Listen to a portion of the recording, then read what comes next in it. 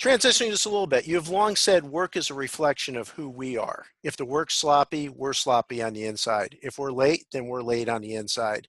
How is our work, a reflection of who we are inside?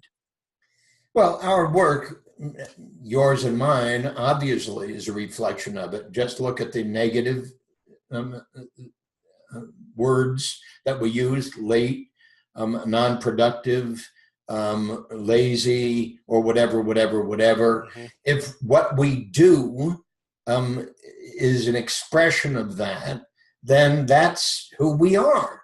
It's very, very simple. We are what we do. Mhm. And that's why I say, how do you test somebody's sincerity as a new employee?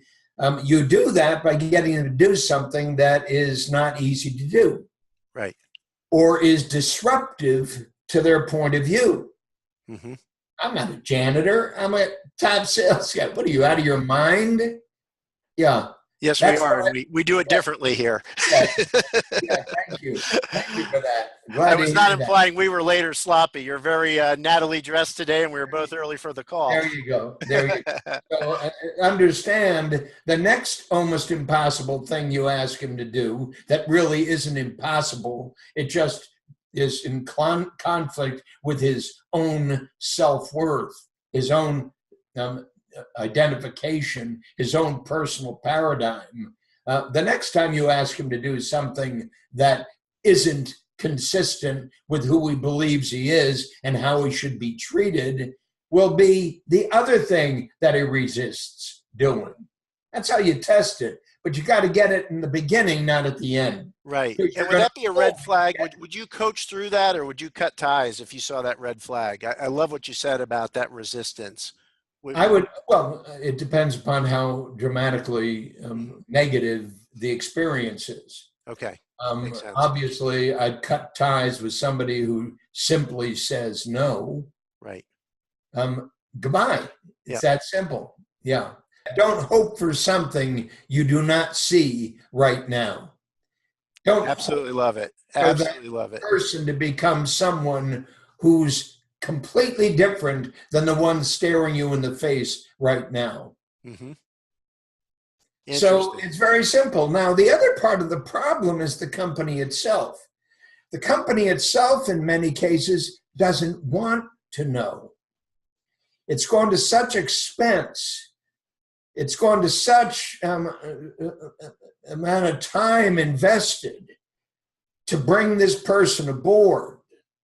The last thing it wants to happen is that the person ends up being cut. They don't want that. Right. They're in denial, is what you're saying. Well, they're in denial themselves. Right. Exactly.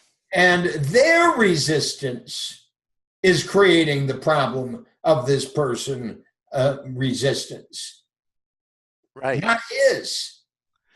So if we have a systematized franchise model business and we know how things should do, and we have a young coachable person I had this guy in my office, right? Like, we need you here. Here's the way we do it here. And they learn and they apply. It's so great though to see them develop, right? Well, absolutely. But you understand also when you say this is how we do it here, then you have to say, and what that means is that there are very specific requirements to learn. It's Right. just becoming a black belt in karate. Yeah. There are very specific requirements to go through the process. It's just like becoming a master of salmon fishing or trout fishing. I'm sorry. Yeah. Trout fishing. You don't just do it. You need to learn how to do it and develop a mastery at it. There is a process for everything we do here. Right. So everybody comes in, you understand, with all the stuff they've learned out there. And much of that stuff they've learned out there is in conflict with the stuff we're going to be teaching them in here. Mm-hmm. And if that's not true, then there's something basically wrong with the company that's doing it. Right. You understand, we aren't hiring people because of what they know. We're hiring people because of what they are determined to learn. Absolutely love it. And just launching on that, what I see with a lot of managers is they don't know the fundamental, what I'll call fundamental knowledge of the job they're hiring for. So they don't really know the systemization and all the expectations of that role. And so they're flummoxed, right?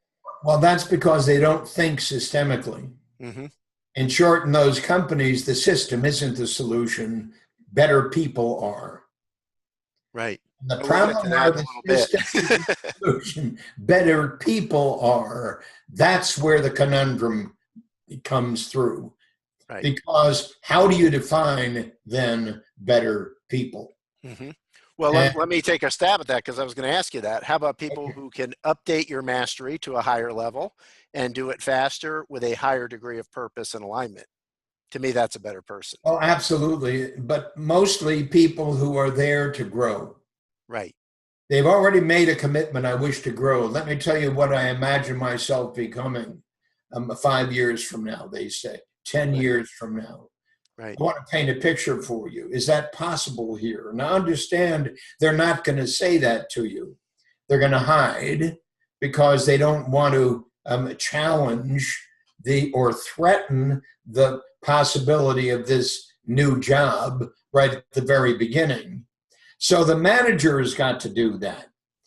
So the manager's got to have a process to help the new person define the outcome the new person himself wishes to pursue.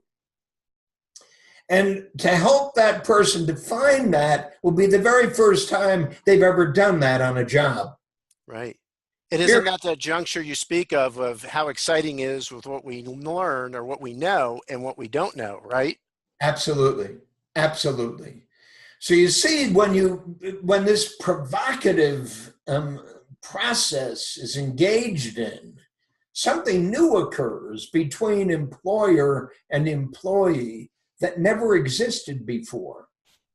It's the rarest of companies that actually do this, other than those companies that do something like this to manipulate the people they hire. Right. This is not a manipulation. What would you call that where it exists, and what would you call it in that manipulation phase? Could you give a couple examples? I'm really curious what that magic sweet spot. Well, very simply, in most companies that are copying what Apple did, copying, et cetera, and so forth, what a McDonald's does, copying what the most successful companies do, they're not living it authentically. They're not really walking the talk, and they're not talking the walk. They're essentially using tools. That's why I hate that word so much. Mm-hmm. They're using tools to effect a result that they have not been able to get so far. But you can't use tools unless you've mastered the tools you intend to use. And the only way you're going to master the tools you intend to use is to use them authentically. And the only way you can use them authentically is if you truly go on the mat with your sensei, with your martial arts teacher. You truly go on the mat in earnest and begin the practice from the very beginning with, as I've said, a blank piece of paper and beginner's mind. So that blank piece of paper and beginner's mind has to exist in the management system of a company. Mm-hmm. In other words, the school isn't just for them. The school is for each and every one of us. The school is the environment, the culture within which we live and work.